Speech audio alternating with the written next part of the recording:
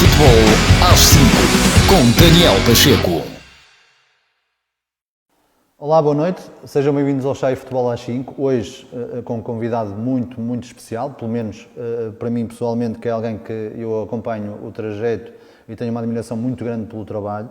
Estou-vos a falar de Pedro Andrade, 31 anos, adjunto neste momento do Mr. Ivo Vieira, no Famalicão, e começo já até por aí. Seja muito bem-vindo, muito obrigado por teres aceitado o convite, acho que para mim é uma honra muito grande ter-te aqui. Começo por aí, como é que é ser adjunto do Ivo? Ele é assim tão exigente como aparenta ser? Primeiro, dar boa noite, agradecer-te, Daniel, o convite e felicitar também pelo projeto, pelo canal Batueta, e é um prazer estar aqui e é um prazer também contribuir e fazer parte de um projeto que faz o que pode pelo desporto, e sempre que for para falar sobre futebol e sobre desporto eu estou dentro, por isso estou aqui com um grande prazer. Sim, o Mr. Ivo é uma pessoa muito exigente, é uma pessoa que exige muito às pessoas que trabalham com ele, sejam jogadores, seja equipa técnica, onde eu me insiro como adjunto. Aquilo que o Mr. Ivo ele deixa passar para fora no jogo. Quem vê a postura do Mr. Ivo no jogo, quem vê a forma como o Mr. Ivo aborda as conferências de imprensa, é realmente uma pessoa muito exigente e é uma pessoa que exige rigor, exige disciplina e exige empenho máximo a todas as pessoas que trabalham com ele. Mas este é o Ivo que as pessoas veem. O Ivo verdadeiro, que muitas pessoas não conhecem e que eu tenho o prazer de privar com ele, é um ser humano fantástico, com um grande coração, uma pessoa que fora do futebol tem uma forma de estar e tem uma postura um bocadinho diferente daquela que as câmaras fazem transparecer. E finalizando, para mim é uma satisfação muito grande trabalhar com alguém tão exigente como o Ivo, porque só assim é que eu vou conseguir evoluir, só assim é que eu vou conseguir ser melhor enquanto adjunto, se tiver do outro lado uma pessoa que exija que eu vou aos meus limites e que eu melhore a cada dia, e é um prazer enorme trabalhar com alguém que tem essa postura e que tem essa mentalidade na vida e no futebol. Eu admiro muito o Mr. Ivo, também só vamos falar aqui porque vamos focar muito em ti, mas eu admiro muito o trabalho, admiro até bastante a comunicação, porque é fora da caixa, portanto foge daquele registro normal que nós nos fomos habituando, e introcava mesmo no que tu respondeste. Ele é assim sempre tão genuíno. Sim, essa é a principal característica do Ivo, é a forma como ele é espontâneo, genuíno e frontal. E as pessoas, quer acreditem, quer não, sempre que o Ivo tem uma conferência, sempre que o Ivo tem uma antevisão a um jogo, sempre que o Ivo faz uma reflexão sobre o jogo de uma faixa interview, nada é preparado, nada é pensado, nem nada tem uma intencionalidade do género, vou dizer isto para que as pessoas pensem isto, não. Sim. Aquilo sai de forma espontânea e sai de forma intuitiva. E eu acho que isto é o que diferencia, com todo o respeito, dos outros treinadores, porque hoje em dia qualquer treinador que trabalha no nível de Primeira Liga é bom, é competente. Aquilo que diferencia os treinadores é a sua capacidade de perceberem as diversas situações e a sua intuição. Porque a intuição é algo que tu vais trabalhando, vais desenvolvendo, mas é uma coisa muito própria, ok? Como se costuma dizer, não vem nos livros. Claro. Tens que praticar no dia-a-dia e tens que ter um passado e uma bagagem, e o Ivo é uma pessoa muito intuitiva, e isso para mim é que diferencia o Ivo de muitos outros treinadores, porque ele, sendo intuitivo, toma muitas decisões para a sua cabeça com base na sua intuição, e a comunicação do Ivo é uma comunicação intuitiva, sente aquilo que diz no momento. Sim, sem dúvida, isso é mesmo o que nós sentimos deste lado, quando ouvimos sentimos que aquilo é genuíno. Gostaria de frisar, para terminar, é uma pessoa que tem-me feito crescer muito, não só como profissional, mas também como homem. E isso eu gostaria de frisar em relação ao Ivo, porque realmente aquilo que ele realmente as pessoas não conhecem, é normal que não conheçam, só quem priva diariamente com ele é que sabe o ser humano que o Ivo é. E o Ivo é um amigo fantástico, é um pai exemplar, é um marido irrepreensível, é um ser que faz parte de uma sociedade e que sabe estar em sociedade. Uma pessoa com grandes princípios, uma pessoa muito frontal, uma pessoa humilde. E isso, para mim, está antes do treinador. Porque isso é o que faz com que eu tenha sucesso, a postura e o homem que ele é. E a forma como eu passo o exemplo, seja para mim, seja para os jogadores, aquilo é tudo fruto da personalidade que ele tem. E essa é a mais-valia do Ivo, e isso não se copia, não se segue, é inigualável, é ele, é o ADN dele. E acho que isso é o que o distingue de muitos treinadores, e acho que essa é a mais-valia, é ser ele próprio, e é um ser humano de eleição. E quem já privou com ele sabe que está perante uma pessoa com grandes recursos, não só do ponto de vista profissional, mas também do ponto de vista humano. Pegando aqui até no caso dele, que teve na quarentena da bola, com uma partilha muito interessante, teve no Canal 11, numa das entrevistas mais brilhantes que eu vi do Canal 11 a um treinador, principalmente por causa dele. Mas pegando nisto e olhando para ti, como é que tu olhas para esta... É verdade que o Covid veio trazer esta questão da partilha, mas parece que ela veio para ficar. Vemos os treinadores completamente abertos a partilhar coisas e a abrirem o seu mundo a quem tem interesse nele. Como é que tu vês este novo fenómeno no futebol português, entre treinadores portugueses? O que é que tu achas disto tudo? Eu acho fantástico, acho que deveríamos fazer mais ainda, porque só através da partilha do conhecimento é que vai haver uma evolução. Eu só consigo testar o meu conhecimento se eu puser aquilo que sei perante discussão. Só se refutarem aquilo que eu acho que está certo, questionarem aquilo que eu acho que está certo, é que eu vou conseguir refletir sobre isso. Quando tu vives com uma mentalidade que não, eu vou esconder aquilo que faço, não quero partilhar aquilo que faço, tu és dono da tua verdade, mas a tua verdade só é verdade para ti.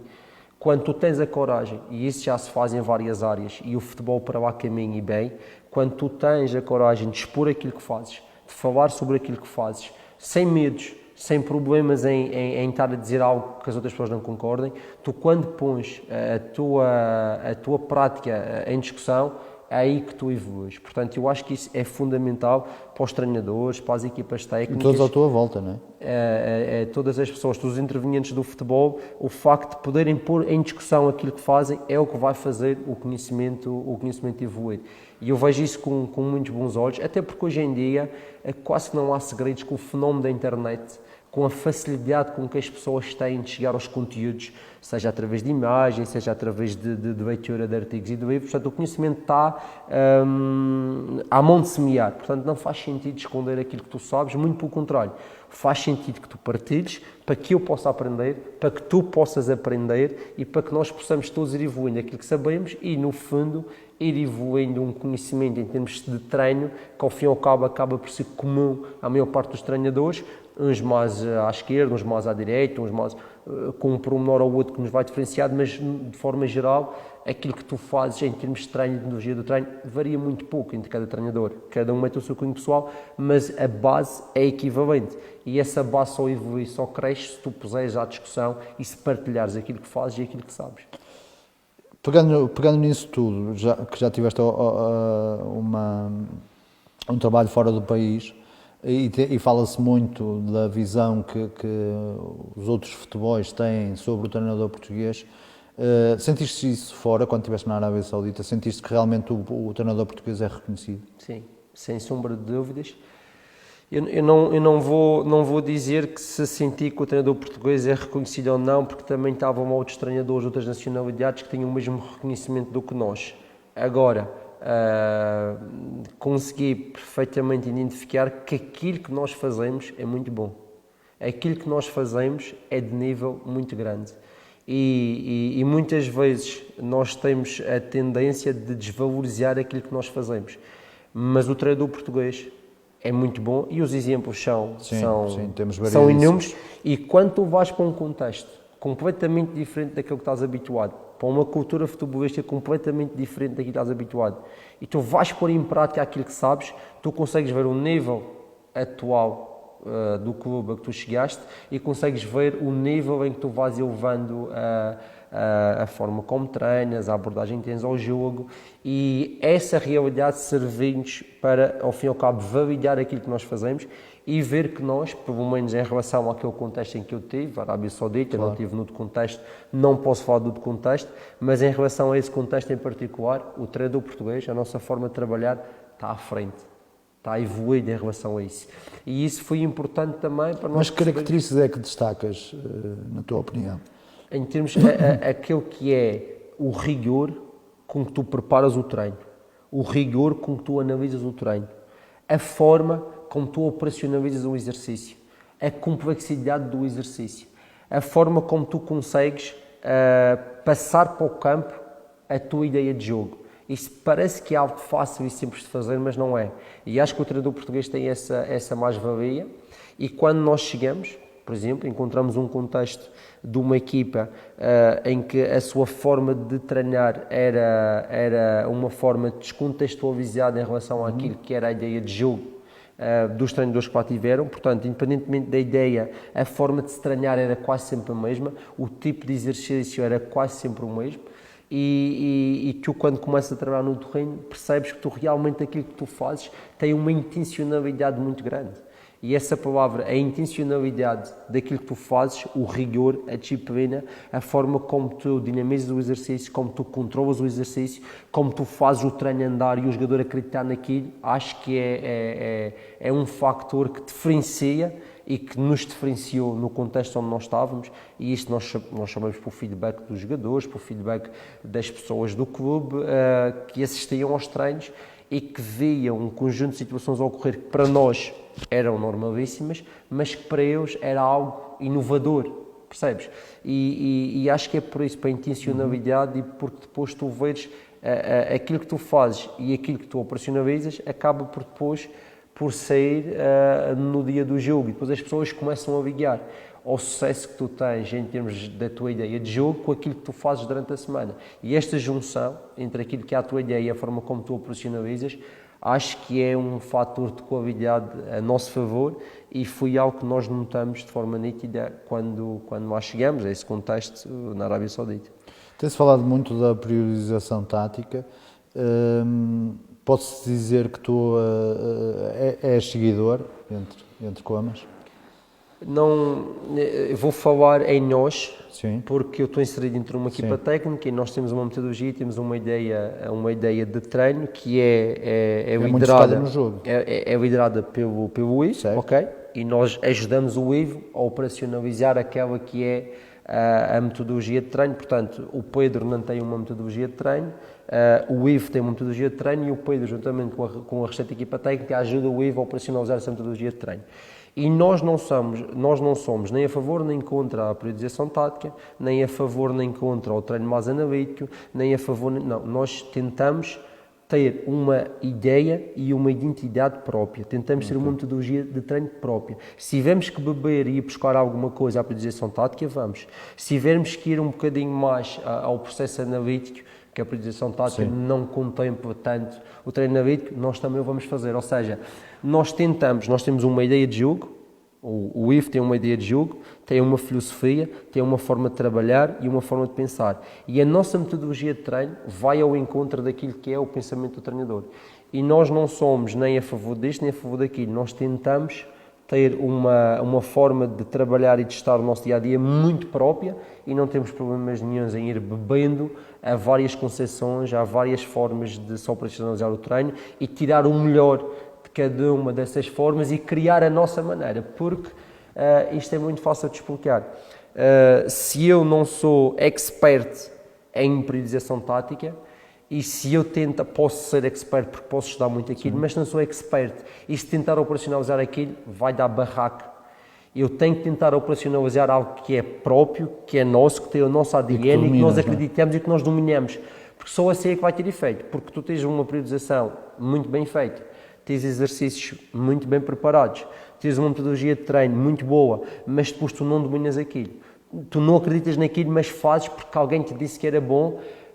tu não vais conseguir passar a paixão, tu não vais conseguir passar a tua intencionalidade e nós optamos por ter algo, uma forma de trabalhar muito própria, uma identidade muito própria e não somos nem isto nem aquilo, não temos gavetas nem secções, nós somos tudo aquilo que é bom e tudo aquilo que nos ajuda a implementar a nossa ideia.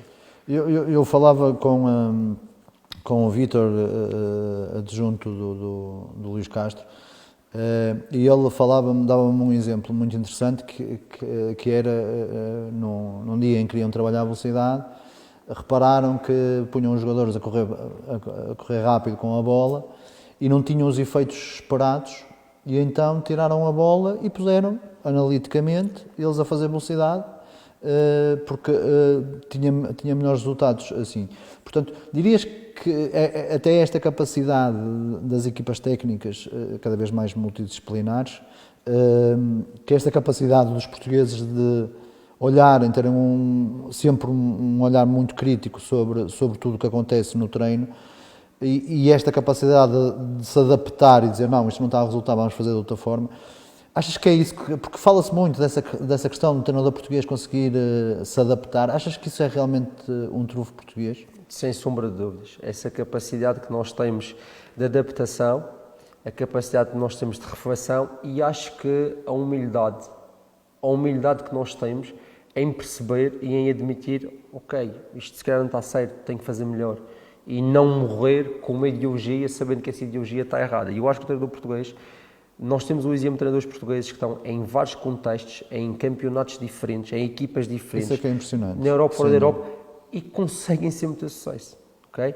Porque conseguem adaptar-se. Mas isto está na gênese, isto está na história do português. Está na gênese e na história do povo português.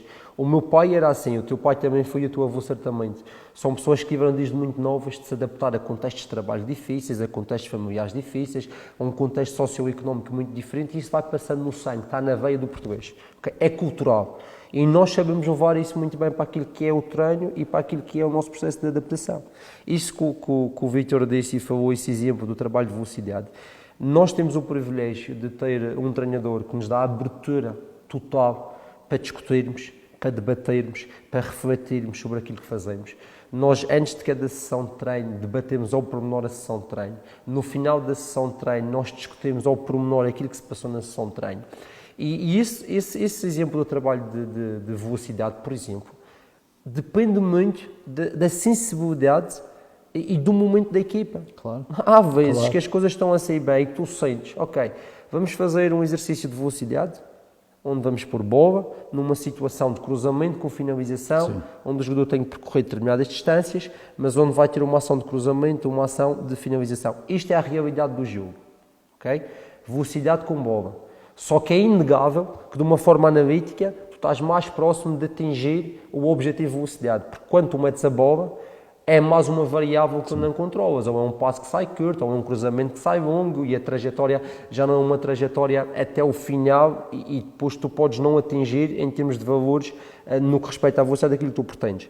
Por isso há momentos em que tu tanto podes fazer sem bola de uma forma mais analítica e atinge aqueles objetivos, como depois pode haver na semana seguinte tu fazes o mesmo exercício para atingir velocidade, um exercício parecido, mas já pões a bola para finalizar, na semana seguinte já pões alguém a cruzar para um jogador parecido a finalizar, e na quarta semana voltas a fazer de forma analítica. Isto é aquilo que te dizia há pouco, nós não somos nem branco, nem preto, nós vamos sendo aquilo que é o melhor para nós e aquilo que nós achamos que naquele determinado contexto nos vai permitir alcançar o resultado que é ganhar ao fim de semana, que é para isso que nós trabalhamos, e tudo aquilo que nós fazemos é para tentar ser melhores, para tentar obter pontos, porque isto é alto rendimento e a nós não nos choca fazer de uma forma ou fazer de outra. Fazemos aquilo que nós achamos que é o melhor para nós e respeitamos quem faça diferente, e é um bocadinho isso que o Vítor dizia, mas isso é humildade e a capacidade de refletir e de saber dosear aquilo que deves ou não fazer em cada momento. Claro. Tu falavas aí da discussão entre a equipa técnica de tudo o que acontece no treino. Se tivesses que descrever um dia da equipa técnica do Ivo, para a malta lá em casa perceber, como é que descreverias? Eu acho que há um bocadinho aquela ideia que a malta do futebol vai dar o treino e vai para casa. Eu acho que já não há. Ainda há Quero pessoas que acreditar- pensam assim. Quero acreditar que Ainda há pessoas que pensam assim. E ainda há pessoas que ficam um bocado surpreendidas quando nós dizemos que passamos o dia inteiro no clube. E há pessoas que ainda perguntam a fazer o quê?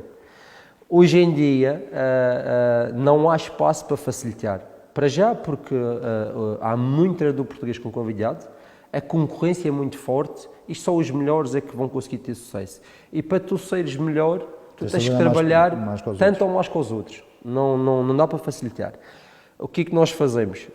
Nós chegamos ao nosso estádio por volta das 7h30 da manhã, somos sempre os primeiros a chegar, a equipa técnica é sempre a primeira a chegar, tomamos o pequeno almoço antes de toda a gente e às 8 horas da manhã em ponto começamos a trabalhar, temos uma sessão de treino às 10, no dia anterior já deixamos... as luzes, não é? No dia anterior já deixamos mais ou menos preparado aquilo que vamos fazer no dia seguinte, porque também já temos as coisas mais ou menos fechadas nos nossos microciclos, o dia menos 5, o dia menos 4, o dia menos 3, depois podemos ir mais ao pormenor aquilo que fazemos em cada 2 dias. Temos a sessão de treino mais ou menos fechada, a partir das 8 da manhã nós vamos fechar a sessão de treino ao pormenor. Quando digo ao pormenor, é ao pormenor. Quando é que um jogador vai trocar o coete amarelo para o coete vermelho, onde é que vai estar esta bola, para onde é que vai aquela bola, vamos pôr isto cone 2 metros à frente, no próximo exercício 2 metros atrás, o jogador A vai fazer o exercício 30 segundos, o jogador B vai trocar com ele aos 2 minutos de exercício ao pormenor. E nós vamos para treino, para dentro de campo, onde cada um sabe muito bem tudo aquilo que se vai passar no treino. Depois, a partir das 10 da manhã... Quantas pessoas é que são, só para perceberem? Portanto, é o Ivo, é o Miguel, é o Bruno, é o Guilherme, é o Pedro Ferrer, que está nos guarda-redes, e sou eu. É o Ivo mais 5 treinadores adjuntos, e às vezes parece que é pouco. Às vezes parece que é pouco, porque há realmente muita coisa para fazer. Dizia-te que o treino depois começa às 10, ok? Antes disso, nós depois de prepararmos a sessão de treino ao pormenor, depois dentro da equipa técnica, cada um de nós vai tendo funções específicas. Temos o Guilherme que está mais preocupado com as questões físicas, com o controle das cargas, mais ligado ao departamento de fisiologia. Temos o Miguel Romão que está mais ligado à análise do adversário e ao departamento de análise e de observação. Eu estou mais ligado a questões de analisar o adversário em termos daquilo que é a nossa metodologia de treino e operacionalização do exercício, ajudar o Ivo a operacionalizar as coisas em campo. A meia horinha antes do treino, depois cada um está mais especificamente dentro da sua área. Às 10 da manhã treinamos, depois o treino tem durações variáveis. Sim. Normalmente o treino anda entre os 70 a 90 minutos, acaba o treino, vamos para o gabinete refletir sobre o treino. E isso é uma grande valia que nós temos, nós aceitamos a crítica uns dos outros no nosso espaço fechado, nós aceitamos que um colega diga neste exercício estiveste mal, perdeste o controle desta situação, este exercício que tu propuseste temos que mudar isto e aquilo para o exercício ser melhor. O Ivo é uma pessoa muito frontal, muito crítica, que nos diz as coisas na cara e nós estamos ali meia hora, 1 hora, se for preciso, a discutir aquilo que foi o treino. E se vocês discutem, por exemplo, se o exercício se tinha um determinado objetivo e se o objetivo era conseguido? Claro que sim. E o que é que temos que fazer para o exercício ser melhor? Depois, é característica, e eu ainda esta manhã dizia isto e brinca com isto, o Ivo nunca está satisfeito. O exercício pode ser sempre melhor. E isto é algo que nos faz ser ainda mais rigorosos. Mas é impossível discordar disso, não é? Claro. E tu podes sempre melhorar qualquer coisa. Claro. Porque quando tu achas que tens o melhor exercício, se calhar não tens. Tu tens que tentar, aquele exercício está sempre a evoluir qualquer coisa. O exercício está bom, mas eu posso evoluir aqui.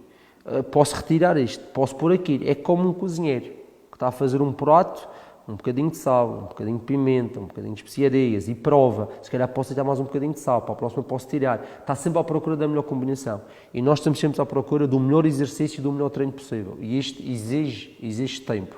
Depois temos também o nosso tempo de lazer, porque nós não te vou dizer que estamos lá 8 ou 9 horas só a trabalhar. Quando nós acabamos de discutir o treino da manhã, temos ali 1 horinha, 1 horinha e meia para irmos ao ginásio, vamos ao ginásio, às vezes jogamos um futebol, a equipa técnica, estamos um bocadinho no ginásio, a ouvir música, a descontrair, almoçamos, 2 da tarde, voltamos a trabalhar até às 6h30, até às 7, até a hora que for, a preparar o treino do dia seguinte. A ver o vídeo do treino de manhã e a analisar em vídeo aquilo que fizemos, a analisar o vídeo do adversário, a perspectivar uma abordagem estratégica para o próximo jogo. Ou seja, há sempre muita coisa para fazer e o nosso dia anda... O adversário condiciona muito o microciclo? Eu, quando digo microciclo, não é condicionar o microciclo, desculpa a pergunta. Se condiciona, se depois, por exemplo, os condimentos que deitas no exercício já é focado também nos comportamentos do adversário. Para que tu percebas bem, nós fazemos o seguinte: o primeiro treino da semana, o treino menos 5, a 5 dias do jogo, nós normalmente temos jogadores que jogaram, que estão a trabalhar em regime de recuperação ativa, e temos jogadores que não foram utilizados, que estão a ter que ter um treino de potência, intrapotência, um misto de potência, resistência, força no dia menos 5. Nós aí não estamos minimamente preocupados com o adversário, primeiro treino da semana. Segundo treino da semana, dia menos 4, nós também não estamos muito preocupados com o adversário, ou quase nada preocupados com o adversário. Estamos preocupados em olhar para o jogo anterior, ver o que fizemos mal e corrigir, porque nesse dia menos 4 já temos o grupo todo a trabalhar e aí estamos focados em nós, em melhorar, em corrigir os nossos comportamentos. Nós reparamos que estamos a chegar muitas vezes ao corredor, estamos a envolver gente da área, mas não está a ser cruzamento. Vamos trabalhar nesse dia, no dia menos 4 a 4 dias do jogo, vamos trabalhar situações em que provoca o cruzamento e que provoca situações de finalização. Por exemplo, no dia seguinte, no dia menos 3 e menos 2 e menos 1, aí já começamos a entrar e a olhar mais para o adversário. Vemos o que o adversário faz do ponto de vista ofensivo, preparamos uma estratégia defensiva que tem sempre o ADN do treinador e tem sempre um conjunto de princípios que são iguais em todos os jogos, mas que depois também tem especificidades consoante o adversário.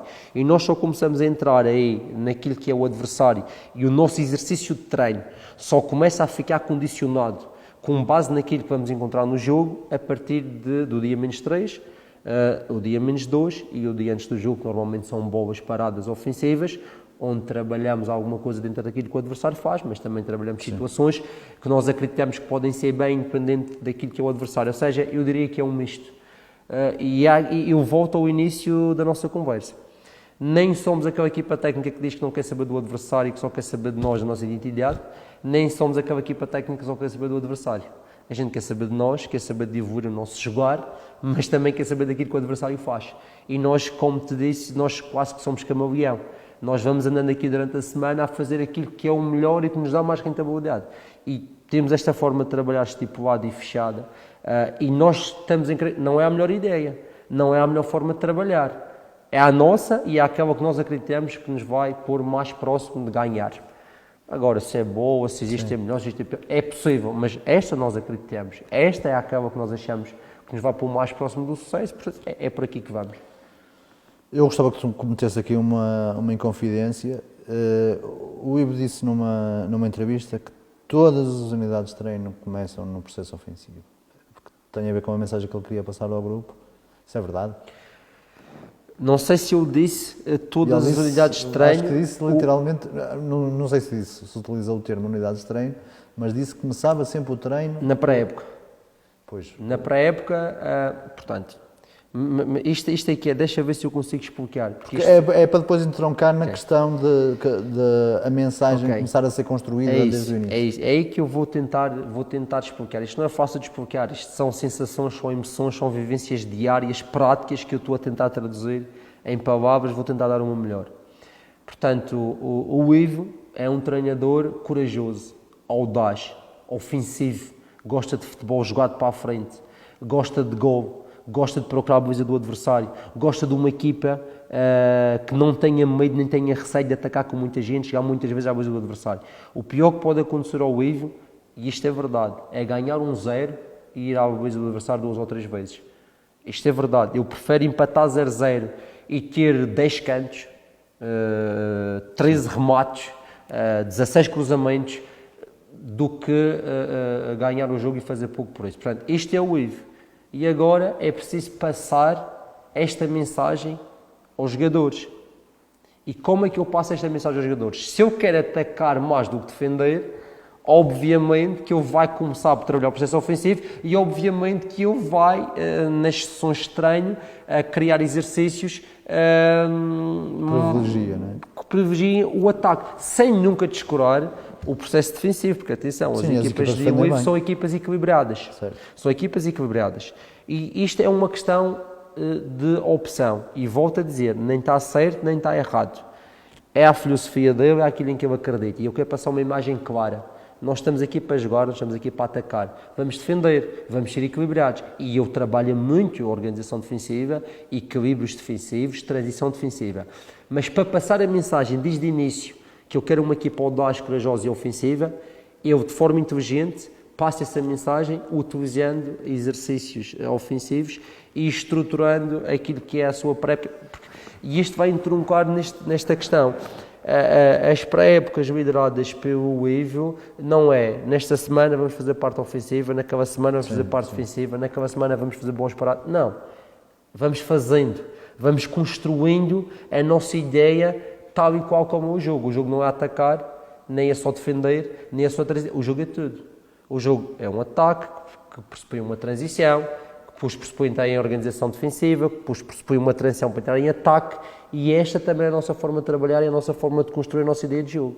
Nós tanto podemos fazer um exercício de organização ofensiva e no mesmo treino fazer um exercício de organização defensiva. Claro. Sempre à procura do melhorar e do evoluir e sempre à procura de fazer com que o treino e o processo de treino vão ao encontro do perfil do treinador e vão ao encontro daquilo que é a realidade do jogo. Mas diz-me uma coisa, nesse treino, por exemplo, imagina um exercício de organização ofensiva, vamos pegar nisso. Sim. Toda a gente só está preocupada com os inputs e o feedback para a organização ofensiva, ou há alguém dentro da própria equipa técnica que está a olhar para o processo defensivo? Há de forma mais ligeira, porque é o seguinte, para que é este exercício? Exatamente. É Este isso. exercício é para trabalhar a organização ofensiva. Obviamente que dentro do exercício tu trabalhas todos os outros momentos do jogo. Mas quando tu queres te concentrar é mais do que um momento do jogo dentro do exercício, tu vais passar por passar alguma confusão, tu tens que ser conciso e direto. Este exercício é para a organização ofensiva. Saída de bola do guarda-redes, vamos fazer uma saída de bola, primeira fase de construção, onde vamos ter o guarda-redes mais 4 ou 5 jogadores em primeira fase e vamos ter 4 adversários a pressionar. O objetivo é conseguir, com 5 ou 6 passes, resolver o problema da pressão e chegar mais à frente. Vai haver perdas de bola. Claro. E quem está a defender, ou seja, tu tens jogadores que estão a defender, tens jogadores que estão em organização ofensiva. Quem tem organização ofensiva vai perder a bola e vai ter que transitar. Ou seja, isso está tudo dentro do exercício. Mas o foco principal é saída de bola e organização ofensiva. Obviamente que depois está um elemento da equipa técnica que está preparado porque quando a equipa que tem bola perde, reagir à perda, outro momento do jogo. Há um treinador que está preparado para que quando a equipa que está a defender e a pressionar rouba a bola, poder sair em transição ofensiva rápida, outro momento do jogo. Mas o foco do exercício e a mente dos jogadores é conduzida sempre e realçando que este exercício é para a organização ofensiva, porque às vezes, e nós já cometemos muitos erros na nossa carreira, eu já cometi muitos erros, o pior que pode acontecer é tu quereres num exercício trabalhar tudo. Não vais trabalhar nada, porque depois quando tu vais analisar e vais avaliar o exercício, vais avaliar com base em quê? Pois. Um exercício de organização ofensiva... Falta-nos o objetivo. Ok, não, isto é o meu objetivo. E dentro do objetivo eu Isto vou tem que avaliar acontecer. se o exercício correu bem ou não. Percebes? Portanto, nós não nos focamos. Este exercício serve para trabalhar a organização ofensiva. Este é o nosso foco. O nosso feedback vai ser neste sentido. Ok? Vamos bater palmas quando o jogador estiver bem e fizer uma ação positiva ofensivamente. Obviamente que depois, dentro do exercício, de forma inegável, vai haver sempre os outros momentos que nós vamos dando sempre atenção, mas em segundo plano. Não sei se me fiz explicar Fizeste bem. perfeitamente, percebeste? perfeitamente. Boa. Eu tive a oportunidade, e para depois entrarmos aqui um bocado sobre o teu percurso, tive a oportunidade porque estava aí para um treino e vocês estavam a dar um treino e eu pude ver um cantinho aqui no Vitória e reparei que havia muito mesmo. Foi uma coisa que me marcou. Por parte de todos os elementos da equipa técnica havia muita palma, muito bora, uma intensidade brutal. Achas que isso hoje em dia é fundamental no treino? O feedback positivo, bora, nós vamos. Sim, é. Duas coisas. Primeiro, a nossa equipa técnica, nós, acabamos o treino esgotados. Nós acabamos o treino esgotados. Nós vamos para o treino 100% focados no treino, fisicamente focados no treino, e nós estamos sempre com andamento no treino. Transição de exercício é com andamento. É preciso tirar uma baliza do ponto A para pôr no ponto B, é com andamento. É preciso tirar uma fita, que nós trabalhamos muito com fita para compor exercícios, é preciso tirar uma fita de um sítio para pôr no outro, é com andamento. Nós somos os primeiros a passar o exemplo aos jogadores que aquilo é para fazer com andamento. Porque isto é o futebol. Isto é o futebol, Daniel. O futebol é intensidade, o futebol é andamento. Se o futebol é assim, o treino também é assim. Se tu queres que os teus jogadores sejam assim, tu também tens que ser assim. Não vale apenas para o treino, entre aspas, desculpa a expressão, cheio de sono, ok? E queres que os jogadores andem. Tu vais passar o sono para os jogadores. Tu és o primeiro a dar o exemplo. E o jogador olha para ti, vê-te ligado, vê-te com intensidade naquilo que estás a fazer, vai atrás de ti, ok? Tu estás ali para conduzir-os. Depois, o feedback positivo e o bater palmas. É fundamental que o jogador perceba que está a fazer bem aquilo que tu queres que eu faça. Porque é assim que tu vais criar âncoras na cabeça do jogador para ele, ok, é isto, estás a perceber? Uma situação de 2 contra 1 no corredor, ok? Estamos a trabalhar por corredores, corredor central, corredor esquerdo, corredor direito. A bola começa no corredor central. O objetivo é fazer a bola chegar ao corredor esquerdo, tirar da pressão e fazer chegar ao corredor direito, e no corredor direito sair cruzamento. Está o exercício a correr, a bola vai ao corredor esquerdo, entra novamente no corredor central, é variada. Boa, palmas, é isso, malta, é por aí. E o jogador, clique, ok, para tirar a bola da zona de pressão é para acelerar para este lado. É fundamental que o jogador perceba que aquilo que tu queres do exercício é isto e que tu valorizes quando o jogador consegue fazer isso. Porque isto depois vai criar isto está estudado, isto tem a ver com a neurologia, ok? Que é o criar e lá está o futebol. É mais impositivo. O futebol não é só bola, o futebol não é só capacidades físicas, ou psicologia, neurologia. Tu vais criar, ok, inputs positivos na cabeça do jogador, e quando eu no jogo tiver que tirar a bola da zona de pressão e fazer uma variação, ele, na cabeça dele, vai ver aquilo como algo positivo e como algo que lhe vai levar à obtenção do sucesso. Daí que a palma, o feedback positivo, é fundamental para que o jogador perceba que isto é o que tu queres que eu faça e isto é que eu fazer bem. Também existe depois o punitivo, mas mais o feedback positivo, porque o jogador de futebol é um ser humano, e o ser humano reage sempre melhor ao feedback positivo do que ao feedback negativo. Ainda para mais, eu estou aqui a conversar contigo, com calma, tranquilo. Se eu te der um feedback negativo, tu se calhar vais conseguir gerir. Estás no treino, és jogador, estás com intensidade grande, estás com andamento grande, é muito mais fácil receberes um feedback positivo e assimilares e fazeres. E nós temos isto muito balizado para nós, daí que aquilo que tu vês é uma realidade, e sempre que, lá está, exercício, objetivos, muito bem definidos, muito bem balizados. Os objetivos são atingidos, bora, é isso, malta. E isso faz com que eles aprendam e caminhem no sentido que nós queremos. Muito bem. Tu começaste em 2011, 2012 de uma forma mais visível, não sei se começaste antes, mas também podes esclarecer isso. Foste coordenador técnico do União da Madeira e depois, em 2012 e 2013, acumulas aqui com adjunto do Camacha. Achas que essa vivência, enquanto coordenador técnico do União da Madeira, que te preparou e deu-te bagagem para perceber o jogador sénior, a escala que ele teve que fazer, as escalas que ele teve que fazer até chegar lá? Eu tenho de dizer isto porque é algo que faz parte do meu percurso e que não aparece no 0-0. Eu joguei futebol formação num clube da Madeira que se chama Juventude Atlético Clube. Não foste brilhante, de certeza, se não aparecia. Não fui brilhante. Eu com 18 anos sabia que não ia ser jogador de futebol, e então fui para a universidade estudar e fui tirar educação física e desporto, porque já tinha o bichinho do treino. Certo. Mas eu acabei de jogar com 18 anos, o meu último ano de júnior, no Juventude Atlético Clube, e iniciei a minha carreira como treinador no Juventude Atlético Clube. Tive 6 meses, nos primeiros 6 meses como treinador, no Juventude Atlético Clube, já na equipa no escalão de juvenis, porque só tinham futebol formação, certo. O Juventude não tinha sénios, no escalão de juvenis, como treinador adjunto de um ex-treinador meu enquanto eu fui jogador. Porque eu não jogava nada, mas tinha Ele caráter, já admirava a forma como olhava para o não treino. falhava um treino, dava a vida, cobrava os colegas. Fui capitão da equipa na maior parte dos escalões, não para aquilo que eu jogava, porque eu jogava pouco, mas para aquilo que eu era. E esse treinador reconhecia isso em mim e plantou uma sementinha, eu vou-me para o treino. E coincidi com a altura em que eu entrei para a Universidade da Madeira para a Realização Física e Desporto, portanto comecei na Juventude. Depois então fui para a União. E eu na União fui coordenador técnico, mas eu tive a felicidade de treinar todos os escalões de formação.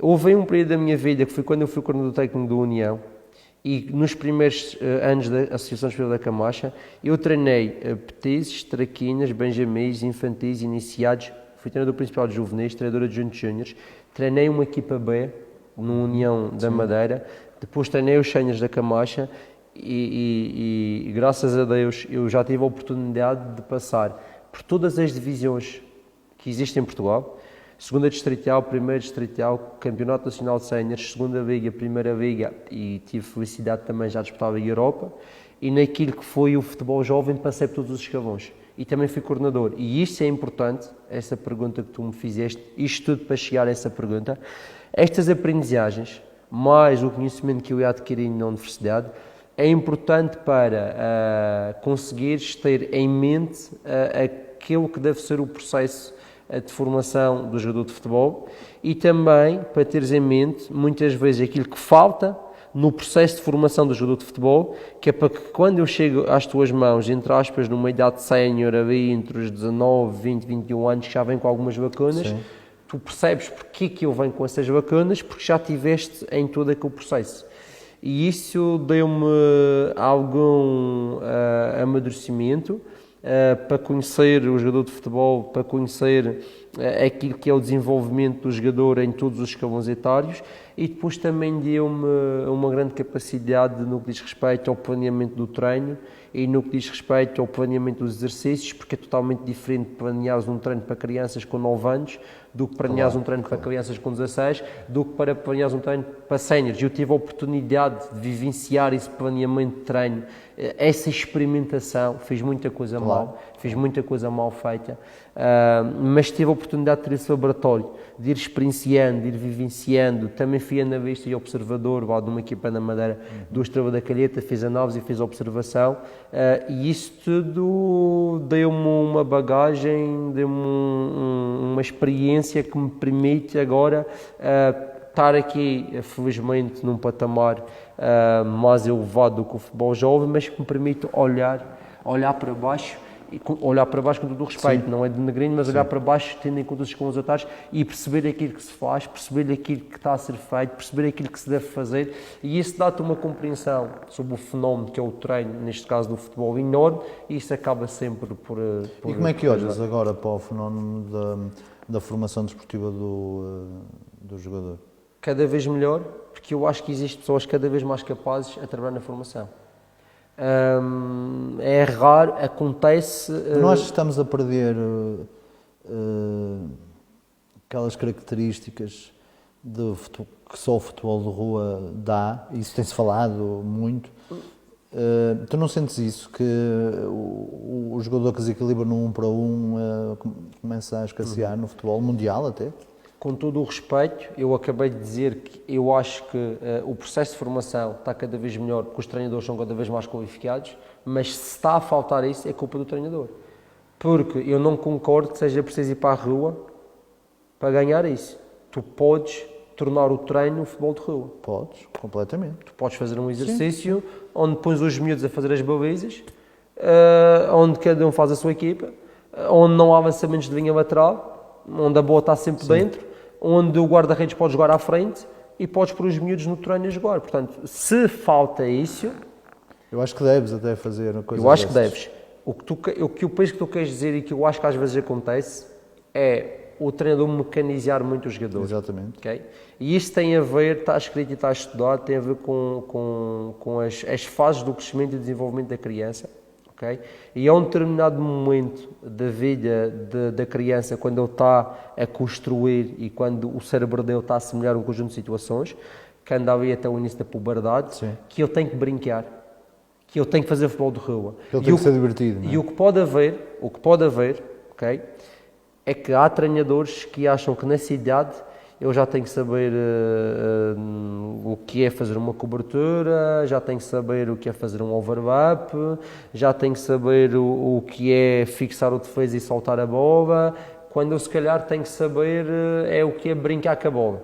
Eu admito que se possa estar aqui a adulterar essa situação, e isso pode ser uma das lacunas do futebol formação, que é a tendência em mecanizar demasiado os jogadores. E, com todo o respeito, há aqui um problema, nós ficávamos até amanhã a falar sobre isto. Tenho uma opinião muito própria, que é, eu acho que os treinadores de formação têm que ser bem remunerados e têm que ter boas condições de trabalho. Porque senão os treinadores da formação querem ir para os séniores, claro, que é onde se pode ser profissional e que é onde se pode viver do futebol, ok? Portanto, entre aspas, ninguém quase que quer ir trabalhar para o futebol formação, pelo menos, ou seja, as pessoas mais desenvolvidas, mais experientes, estão no futebol sénior. Quem está no futebol formação são pessoas jovens, com muita competência, com muita capacidade, que estão a sair das universidades, estão a entrar com os treinadores, mas que querem chegar acima. E que para chegar acima, às vezes, queimam etapas. Eu acho que falta algum investimento e acho que falta valorizar mais o treinador de formação e acho que falta os treinadores que são bons, que têm experiência, que já vivenciaram muito, poder querer ir trabalhar com os meninos, mas para isso tem que haver um investimento claro, e tem que ser remunerados para poder fazer isso. Eu acho que é um bocadinho esta situação.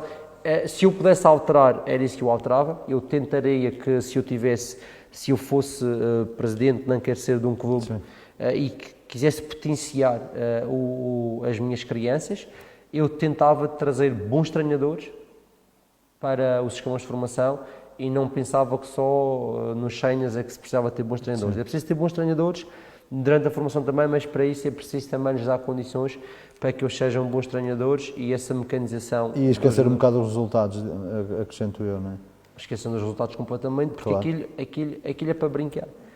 Aquilo é para brincar. Para já, hoje em dia, infelizmente, as crianças mal brincam. É verdade. As crianças mal brincam. As crianças brincam um pouco em casa. Hoje em dia vive-se muito dentro de apartamentos. Hoje em dia o trânsito aumentou muito, é perigoso as crianças irem brincar para a rua. Okay? O espaço que as crianças têm para brincar muitas vezes é na escola de educação física e é no treino, seja do futebol, seja do voleibol, é preciso a criança brincar. E para brincar não importa ganhar ou perder, é para brincar, é para se divertir. E falta isso. Obviamente que tu, como não é, quando eu digo brincar, não é pegar no miúdo e dizer, olha, pega uma bola e brinca. Não. É de que tu proporcionares um contexto, ok? É conduzires a criança e formares a criança através do brincar e do prazer que tem pelo futebol e pelo desporto. E isso aí o resultado não interessa. Cria objetivos para a criança. Sem dúvida. Sabes que vais perder é difícil ganhar o jogo. À partida vais perder por 6 ou por 7. Okay? Não importa. A bola vai ser do guarda-redes. Sempre que conseguimos fazer 4 passes, vamos valorizar isso. E o miúdo vai chegar a casa, o pai vai dizer, então, quanto é que ficou o resultado? Perdemos 6-0, pai, mas fizemos 8 passos seguidos. Exatamente. Já ganhaste, o miúdo está, percebes? E isso é preciso que as pessoas claram. E muita mudança de mentalidade, de paradigma, acrescento eu. Sim. E, portanto, depois chegas como principal ao Camacha, em que tens 33 jogos, com 11 vitórias, até uns números bastante interessantes no Campeonato de Portugal. Depois continuas no Camacha, tens o primeiro contacto com o Mr. Ivo na Académica de Coimbra, entretanto ele vai para o Estoril, tu vais para o Porto Santense. Como é que chegas a trabalhar com o Ivo? Como é que isso acontece? Vocês conheciam-se lá da Madeira, conheceram-se através do futebol, como é que isso surgiu? Tive sorte, ponto, tive sorte. Criou-se uma oportunidade.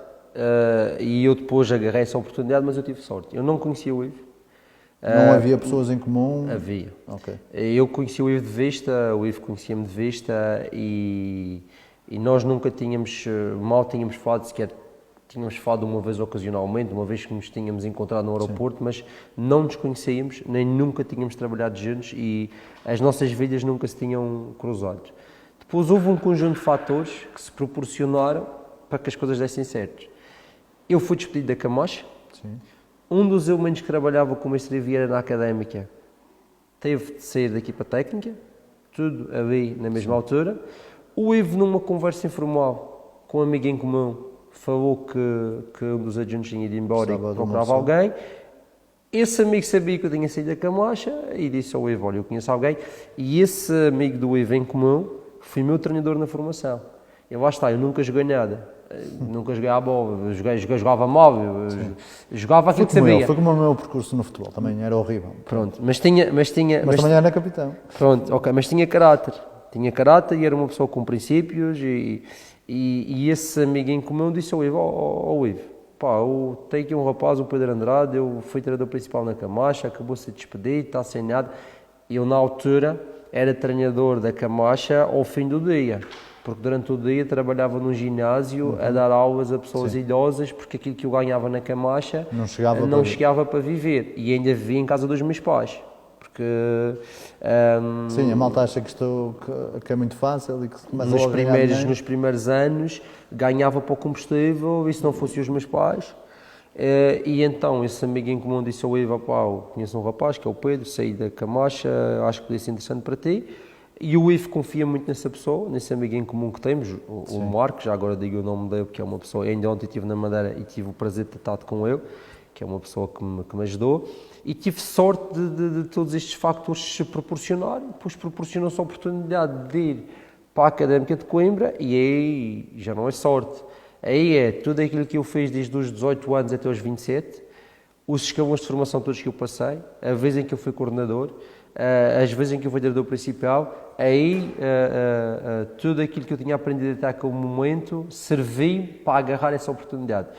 Porque a oportunidade pode não aparecer, mas tu tens de estar preparado para se ela aparecer. E eu tive sorte por a oportunidade ter aparecido, mas estava preparado para se a oportunidade aparecesse agarrá-la. E eu consegui, graças a Deus, com a ajuda do Ivo, também confiou em mim, não me conhecia de parte nenhuma e confiou em mim, lá está, a intuição. Houve alguma coisa na intuição do Ivo que disse que eu podia ser uma mais-valia na equipa técnica dele. Eu senti isso. Sim.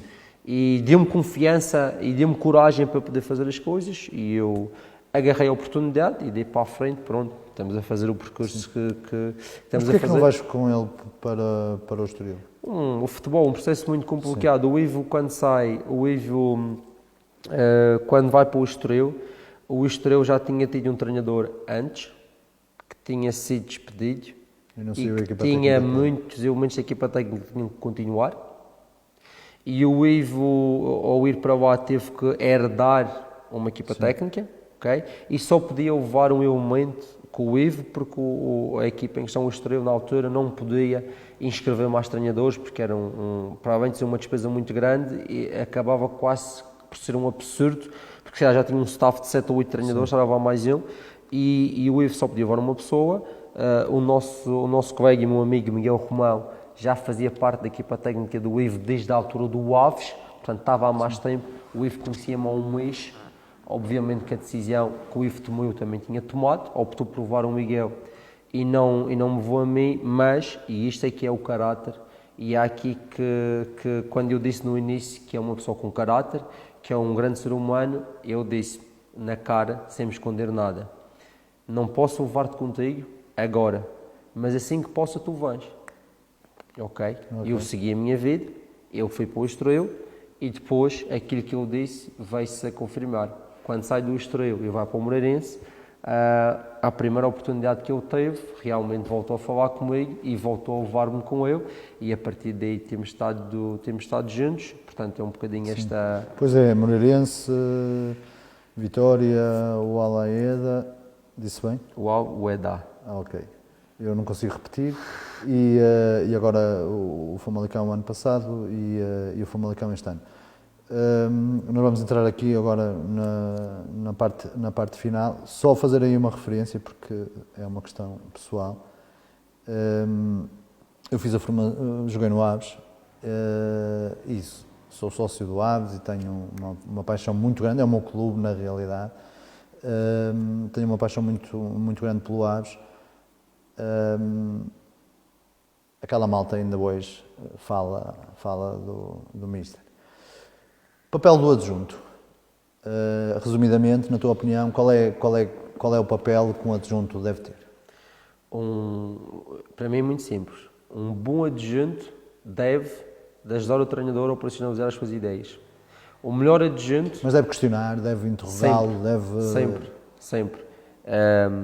O treinador tem uma ideia, o treinador tem uma forma de pensar, tem uma forma de estar, tem um conjunto de exercícios que quer fazer, tem um conjunto de ideias que quer implementar na sua equipa e expõe essas ideias.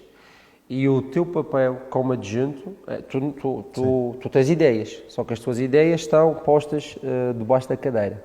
As ideias contam as ideias do treinador. Aqui não está em questão se concordas ou não concordas. A tua principal função como adjunto é questionar, é fazer o treinador refletir para que aquela ideia seja cada vez melhor. Ok? Eu trazo uma ideia e a restante equipa técnica, olha lá, e se em vez disto fizéssemos aquilo? Eu reflito sobre isto, se for um bom feedback, ok, fazemos, já melhorou a ideia. Depois é pegar na ideia e operacionalizar. Portanto, eu só estou ali porque, isto é assim mesmo, o treinador sozinho não consegue operacionalizar as suas ideias, precisa de pessoas que lhe ajudem a operacionalizar e a dinamizar as suas ideias. E o bom adjunto é aquele que ajuda o treinador a fazer acontecer. E eu estou ali como adjunto para ajudar o Ivo a fazer acontecer aquilo que eu acho que é o melhor para a equipa. Questionando, refutando, porque temos a felicidade, eu permito que se faça isso. Eu permito e eu exponho as ideias dele perante a equipa técnica e pedo a nossa opinião perante as ideias dele. Mas acho, na minha opinião, hoje em dia, eu diria que eu não conheço todas as equipas técnicas, longe disso, mas eu diria que é unânime essa questão da discussão, até do confronto de ideias mesmo, de porque é que não fazemos assim em vez de fazermos assado. Mas achas que o treinador adjunto deve ter um papel também importante nessa mesma ideia do jogo, nessa mesma evolução da ideia do jogo? Claro que sim. O treinador tem uma determinada ideia de jogo e exemplos muito práticos, que acho que é mais fácil de perceber. Sim. Independentemente do adversário pressionar com mais ou menos gente, o treinador quer sair a jogar de forma apoiada e curta desde o guarda-redes. A tua função é ajudar o treinador através de sugestões, através de ideias, através de soluções e através de a operacionalização de exercícios que levem a que aquela ideia possa ser trabalhada. Portanto, a ideia está lá, a ideia do treinador é aquela, ok, agora vamos a isto. Agora vamos fazer isto acontecer. E o teu papel é fazer aquilo acontecer, através de sugestões, analisando o jogo, vendo o que correu mal, o que podemos fazer melhor, fazendo exercícios, analisando o exercício, vendo o que podemos fazer melhor. E roubas ideias? Quando vês uma ideia muito boa num campeonato qualquer do mundo? Eu tenho, os meus colegas sabem, eu tenho uma agenda, ok? Tenho uma agenda, eu devo ter nessa agenda 50 exercícios e 100 apontamentos sobre coisas que eu vou memorando e vou escrevendo a ver. E tudo isso dá ajuda. Eu há dias eu gosto muito de música e gosto muito de hip hop e eu gosto muito de Sam da Kid. E eu há dias vi um podcast do Sam da Kid. O Sam da Kid anda sempre com uma folhinha de papel com um bloquinho de notas e ele ouve uma coisa qualquer na rádio e aquilo pode ser uma dica boa para a música, ele aponta, guarda o bloco. Ele vai ao cinema, ouviu uma conversa de um casal de namorados que está atrás, ouve uma frase engraçada que aquilo pode fazer sentido, ele vai apontando, depois quando quer fazer uma música, pega naquilo, junta aquilo e faz a música. Eu tenho uma agendazinha, vou vendo exercícios que às vezes aparecem na internet, aponto o exercício, vejo uma equipa que num canto defensivo está a defender desta determinada forma, que é uma forma que eu, por acaso nós não defendemos assim, mas vi que eles estão a defender assim, aponto aquilo e depois aqueles apontamentos eu posso juntar 3 exercícios e criar um. Eu posso pegar naquela ideia que nós apontamos e dizer, Ivo, olha uma coisa, sabes o que é que eu vi? Eu vi isto assim, esta assada, acho que a gente pode pegar neste pormenor, pode juntar aqui. Eu vi disto, não, isto não presta, não concordo, ok, arrisco na ideia. Pode ser bom, vamos operacionalizar isto. Portanto, o Ancelotti é que disse que o melhor treinador é o melhor ladrão de ideias. O treinador que consegue roubar mais ideias é o melhor treinador. eu e nós temos essa filosofia, não é vergonha nenhuma, estão a fazer isto bem, boa, isto pode servir, vou apontar. Depois, quando precisar daquilo, vejo se serve ou não. Mas sim, faço muitas vezes isso e acho que todos nós estamos sempre à procura de ser melhores, de saber mais e estamos sempre à procura do conhecimento e para evoluir, tens de estar sempre à procura de saber mais, de ver o que é que se faz, andar sempre atualizado, continuar a ver artigos, continuar a estudar. Para terminar, tive um professor que me disse uma frase na universidade que eu nunca me esqueci. Sabes para que serve uma licenciatura? Para te dar a licença para estudares a vida toda. Portanto, tu estás licenciado para continuares a estudar e nunca me esqueci disso. Portanto, eu terei uma licenciatura, tenho uma licença para estudar e tens que estudar sempre e o ver exercícios e apontar faz parte do estudo. Faz parte do estudo, sem dúvida. E qual é que, na tua opinião, é o papel do adjunto na estratégia para o próprio jogo? Isto é, já falamos da ideia, agora vamos falar da estratégia para o jogo. Qual é que achas que deveria ser, ou qual é, na tua opinião, o papel do adjunto na estratégia para o jogo? O papel do adjunto será tanto mais valioso consoante a orientação do treinador principal. Ok? Sim, partindo sempre desse pressuposto. Sim. Sim. Se eu não tiver liberdade, se eu não tiver autonomia para poder olhar para o adversário e dar sugestões sobre a forma como vamos preparar o plano estratégico para aquele jogo, eu não vou ser bom nessa vertente, nem vou ajudar nessa vertente. Mas se o meu treinador me permite que eu analise e observe com atenção, juntamente com ele, o que o adversário costuma fazer, e se ele me permite que eu lhe dê sugestões, eu vou ser muito útil na operacionalização de um plano estratégico, na operacionalização de uma ideia de jogo, ou seja, eu vou ser aquilo que o meu treinador me deixar que eu seja. E se eu sou um bom adjunto, é mérito do treinador que me rentabiliza. Okay? E isto serve para a parte física, para a parte estratégica, para a parte psicológica, para a criação de exercícios. Eu posso ajudar em tudo aquilo que o meu treinador quiser que eu o ajude. Se o meu treinador quiser chegar lá e dizer assim, o treino é isto, vamos fazer isto, ponto. Tu vais por este corner, tu vais por aquele corner, tu vais passar bolas. É isto que eu vou fazer e provavelmente não lhe vou estar a ajudar no exercício. Se o meu treinador traz um exercício e diz, o que achas? Achas que isto está para ser feito? Achas que podemos fazer isto aqui? Podemos mudar isto? Eu vou ser importante na criação do exercício. E isto serve para tudo. Eu sou importante naquilo que o meu treinador quer que eu seja importante e eu sou rentabilizado consoante aquilo que o meu treinador me... Sim, mas quando te falo disto é sempre Eu posso dizer que neste momento da nossa equipa técnica, como te disse há pouco, o Pedro Ferrer está mais virado para a parte do trabalho de guarda-redes, o Bruno Miguel está mais orientado para a parte da organização defensiva, trabalho de linha defensiva, foi defesa central, jogou a um bom nível, Primeira Liga. O Miguel Romão está mais orientado para tudo o que tem a ver com logística, com organização, com planeamentos e faz a ponto com o departamento de análise e observação. O Guilherme, preparador físico, faz a ponto com o departamento de performance e trata da análise dos dados. Eu faço um pouco de tudo para ajudar o treinador. Okay? Portanto, eu não tenho um papel definido. Sim. Eu não posso dizer que sou responsável por ajudar o Ivo a fazer isto ou fazer aquilo. Não, eu sou responsável. É transversal, não é? Transversal. Ajudo em tudo aquilo que ele precisa que eu lhe ajude. Neste momento é esse o meu papel. E acho que é acabar como comecei. O treinador adjunto serve para ajudar o treinador principal a operacionalizar as suas ideias e implementar a sua liderança. Acelerando aqui o processo que já vai muito longo, isto não convém que ultrapasse muito uma hora e já batemos aí. Eu tinha aqui para te perguntar qual era o papel no próprio jogo. Isto é, se há comunicação direta sobre aquilo que estás a ver, que está a acontecer, quer na tua equipa, quer que o adversário está a fazer, também depois o papel no intervalo do jogo, né?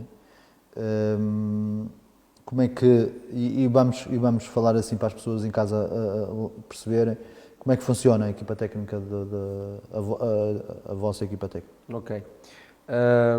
Temos, concretamente, dia de jogo, temos 12 elementos da equipa técnica, o Miguel e o Bruno, que estão situados num patamar alto, com comunicadores ligados a mim, que estão a ver o jogo de uma perspectiva... Filtras essa comunicação? Sim.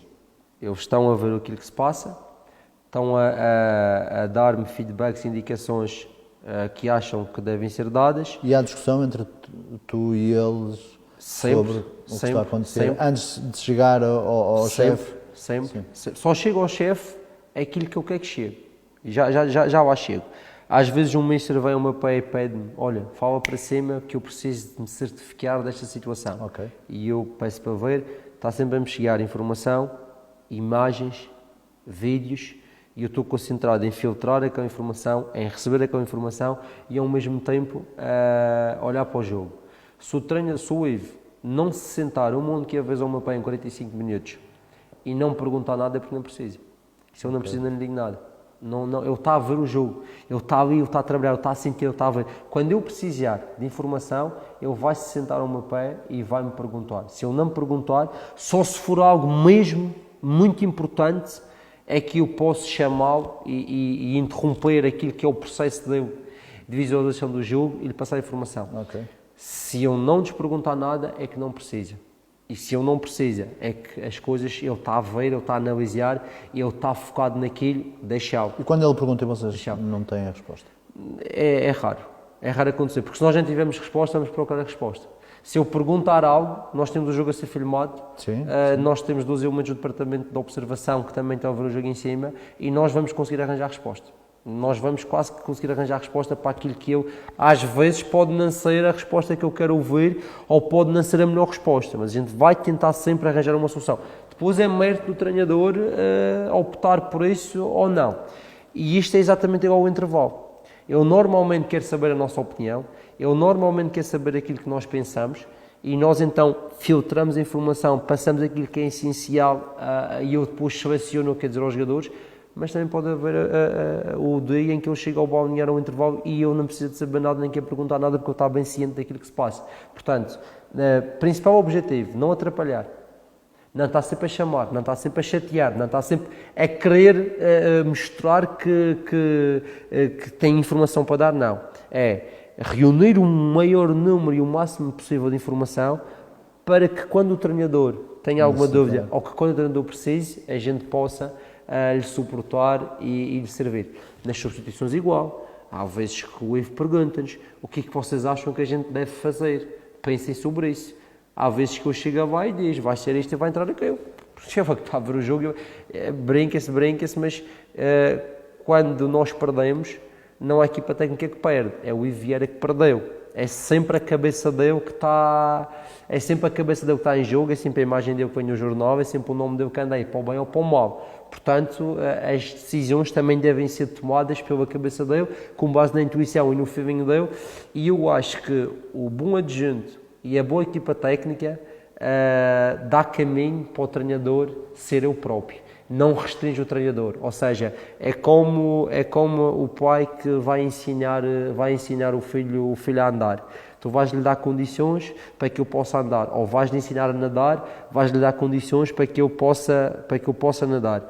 O treinador tu vais-lhe dar condições para que eu possa ser eu mesmo e para que eu possa fazer aquilo que acha que deve fazer e para que eu possa ter a intuição dele, para que eu possa ter a visão dele, e acho que isso também é importante, eu conseguir suportar para que eu possa ser eu mesmo, e isso não tenho dúvida que é um dos fatores de sucesso daquilo que nós fazemos, é o Ivo ser eu mesmo, e nós ajudarmos a que ele seja eu mesmo. Muito bem. Eu agora, se o Ivo estiver a ver, vou pedir para ele desligar. Tens vontade de ser principal? Neste momento não. Neste momento eu tenho vontade de, com todo o respeito, o Famalicão, que é uma grande instituição e é um clube que nos dá um prazer enorme trabalharmos lá. Uma massa adepta fervorosa. Muito boa, uma estrutura muito boa, condições de trabalho fantásticas, um clube que vai ser um caso muito sério no futebol português, um clube que está a crescer e que vai ter uma dimensão muito grande no futebol português. Eu acho que o futebol português já tem essa ideia. E é um prazer fazer parte do crescimento de um clube como o Famalicão, mas as minhas expectativas são treinar equipas que lutem por títulos, ganhar títulos, que ainda não ganhei nenhum título, seja em Portugal, seja fora de Portugal, poder disputar a Liga dos Campeões, poder estar em equipas boas, ok? E poder suportar um treinador que eu acredito e que eu tenho a certeza que vai ter sucesso e que eu tenho a certeza que vai fazer uma carreira muito boa. Portanto, eu quero fazer parte dessa carreira. Neste momento, o meu objetivo, de uma forma muito frontal e de uma forma muito sincera, é fazer parte e ajudar a que o Ivo tenha uma carreira muito boa, que vai ter, e fazer parte disso. E houve uma coisa que me ensinaram: é melhor seres um adjunto muito bom do que um treinador principal mediano. E eu tenho de ser um adjunto muito bom e o meu objetivo é ser um treinador adjunto muito bom nos próximos anos. Depois, daqui a 10, daqui a 15, o futebol, a vida, as incidências é outro caminho. Mas na minha cabeça, nos próximos 10 anos, o meu foco é fazer isto que faço, é estar ao lado do Ivo, é ajudá-lo, é crescer, a ser melhor e juntamente com ele e conquistando cada vez mais coisas. Sim, havia um treinador muito conhecido da praça, que por acaso não é português, que dizia: eu não sou excelente a nada, mas sou muito bom a escolher as pessoas que me rodeiam e ao escolher as pessoas vou buscar os melhores. E é um treinador que ganhou muita coisa. Equipas, assim, respostas muito curtas, temos mesmo que encerrar isto, mas há coisas que eu quero mesmo saber. Equipas equipas, não. Vamos esquecer esta parte das equipas, porque não pode ser chato para ti responder. Campeonatos que gostas? Os normais. Sim, o português, sim, ok. O português, o espanhol, o alemão, o não inglês. Há assim, um campeonato qualquer que te surpreende? Não. E em relação às equipas, a pergunta que ias fazer, equipas que eu, possivelmente ias-me perguntar, equipas que eu gostaria de treinar? Não, equipas... Eu vou sempre mais para a ideia de jogo. Sim, okay? sim. Sei lá, nos últimos anos, equipas que tu pudesses realçar, não é? É evidente que toda a gente fala do Sassuolo, agora aquelas equipas que trouxeram uma ideia de jogo um bocado diferente, mas equipas que te surpreendam a ti nos últimos anos. Que me surpreendam? Sim. Pela ideia de jogo, Normalmente as equipas que mais me surpreendem são aquelas equipas que tu não estás à espera que possam ter. E vou-te dar um exemplo, o mais curto e o mais breve que eu me lembro. A Real Sociedade da última época, o início da época da Liga Espanhola da Real Sociedade. Uma equipa em Espanha mediana. Sim. Anda muito tempo lá em cima. Sim, uma ideia de jogo fantástica, com futebol extremamente atrativo. O que é que me surpreende? Equipas que, mesmo não tendo os melhores recursos, mesmo não sendo as mais fortes, conseguem se equivaler aos melhores por ter uma ideia de jogo boa e por ter uma ideia de jogo eficaz. Parece que estás a falar das equipas do Ivo. É verdade, e nós cá em Guimarães sabemos muito bem, vocês tiveram uma prestação brilhante na Europa. Obrigado. Na Europa. Obrigado. E sonho de país para trabalhar? O top títulos, não importa Não interessa onde? Não interessa para onde, poder estar... Mas não tens aquele bichinho da Premier League? Não tenho esse bichinho, eu acho que o bichinho que eu tenho e que me move é ser melhor a cada dia e experimentar contextos que me permitam ser melhor. Neste momento nós ainda não tivemos a oportunidade de trabalhar numa equipa que lute por a conquista de um título. E eu acho que trabalhar numa equipa que luta por conquistar um título, por conquistar um campeonato... A pressão, essa pressão, o não poder perder, o ter que andar sempre no limite, o ter que andar sempre à frente, é que o bichinho que se cria, a expectativa de poder ganhar alguma coisa, de poder ganhar um título, isso é a ambição que eu tenho para nós. Polónia, Ucrânia, Grécia, Espanha, eu acho que o que tiver que acontecer vai acontecer de forma natural, mas aquilo que eu ambicionava e que eu gostava que nos acontecesse era poder estar num contexto de uma equipa que possa lutar por um título e que a gente possa ter essa experiência, seja em Portugal, seja fora de Portugal. Porque nós estamos a lutar por bons objetivos. No Vitória, jogar para a Liga Europa é um bom objetivo. O Famalicão está a tentar se afirmar, jogar para a primeira metade da tabela é um bom objetivo, mas para dar o salto, eu acho que precisamos de estar num contexto onde se lute pelo primeiro lugar, para ser o melhor. para ser a melhor equipa, para ser a equipa que faz mais pontos e para tentar ser melhor do que os outros todos. E acho que isso é que é aliciante, independentemente do país, da equipa, essa é a ambição. E isso já esteve perto de acontecer, espero que aconteça, já é informação privilegiada. Acho que é uma boa forma de terminarmos. Agradecer-te imenso esta partilha que tu acabaste de ter aqui, desejar-te toda a felicidade a ti e ao Ivo, que também já tive o prazer de conhecer. Se quiseres umas últimas palavras para fecharmos isto. Eu quero agradecer o convite, foi um prazer enorme poder estar aqui e falar sobre futebol e também poder falar um pouco sobre mim, é uma honra enorme. E quero felicitar novamente, felicitar-te a ti, felicitar as pessoas que estão à frente desta produção e deste canal, porque realmente eu acho que todas aquelas pessoas que trabalham em prol do futebol e do desporto em si merecem ser valorizadas. E eu sinto muito honrado por contribuir para este projeto, vou acompanhar de forma assídua aquilo que se faz aqui neste canal e agradecer-lhes que foi uma honra muito grande para mim e que quem precisar de alguma coisa da minha parte, falar sobre futebol, discutir sobre futebol, falar sobre treino, é fácil de me encontrar nas redes sociais, eu estou disponível, estou aberto para partilhar, para conversar, disponham e obrigado a quem nos vê e mais uma vez, Daniel, obrigado pelo convite, foi um prazer. Muito bem, espero que tenham gostado tanto como eu gostei, aliás, tiro daqui uma série de ensinamentos.